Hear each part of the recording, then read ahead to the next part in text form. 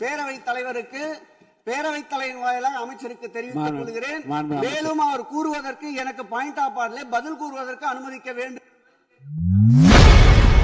திமுக முன்னாள் அமைச்சர் சேகர் பாபு பேசும்போதே சபாநாயகர் மைக்கை ஆஃப் செய்துள்ளது திமுகவினர் மத்தியில் கடும் அதிர்ச்சியை ஏற்படுத்தியுள்ளது. தலைவர் அவர்களே, இந்து சமய அறநிலைத்துறை கொடைகள் என்ற ஒரு சட்டம் இருக்கின்றது.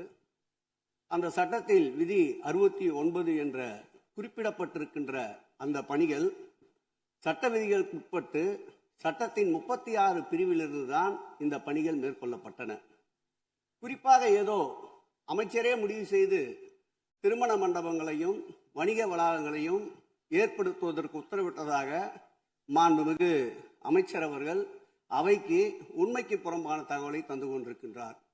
ஒவ்வொரு திட்டங்களும் அன்றைய காலகட்டத்தில் இருந்த சட்டப்பேரவை உறுப்பினர்களுடைய பரிந்துரையின் அடிப்படையில் சட்டப்பேரவை உறுப்பினர்கள் கேட்டுக்கொண்டதற்கு அடிப்படையில் தான் அனைத்து திட்டங்களும் அந்த காலகட்டங்களில் கொண்டு வரப்பட்டது. அதோடு மட்டுமல்ல, உறுப்பினர் அவர்கள் குறிப்பிட்டு கூறினார், குன்னூரிலே மல்டி லெவல் கார் பார்க்கிங் கொண்டு வரப்பட்டது என்று. அங்கே இருக்கின்ற 56 கோயில்களையும் நான் குன்னூரிலே 5 நாட்கள் ஊட்டியிலே முகாமிட்டு அனைத்து கோயில்களுக்கும் நேரடியாக சென்று ஆய்வு செய்தோம்.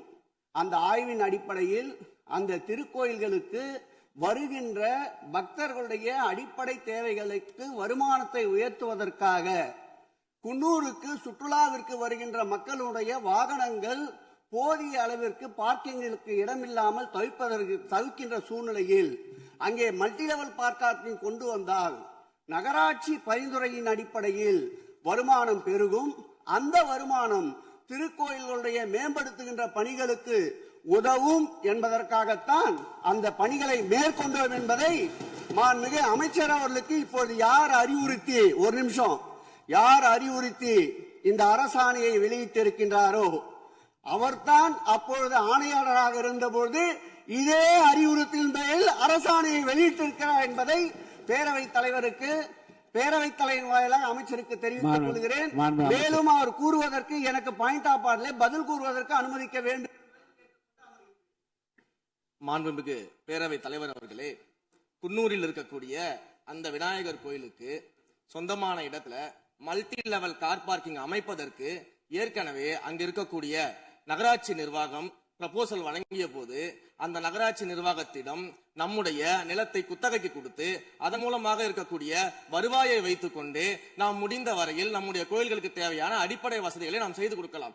ஆனால் கோயில் நிதியவே 10 கோடி எடுத்து அங்கு மல்டி லெவல் கார் பார்க்கிங் எந்த விதமான பொதுமக்களும் பக்தர்களும் கேட்கல. பக்தர்களும் பொதுமக்களும் கேட்பதெல்லாம் கோயிலுக்கு உள்ளே சென்று மனநிறைவோடு தரிசனம் செய்துவிட்டு வெளியே வரும்பொழுது அவர்களுக்கு தேவையான அடிப்படை வசதிகளை தான் பக்தர்கள் கேட்டுக் கொண்டிருக்கிறார்கள். அதை செய்தாலே போதுமானது. செய்திகளை உள்ளது உள்ளபடி தெரிந்து கொள்ள ரெஃப்ளெக்ட் நியூஸை சப்ஸ்கிரைப் பண்ணுங்க.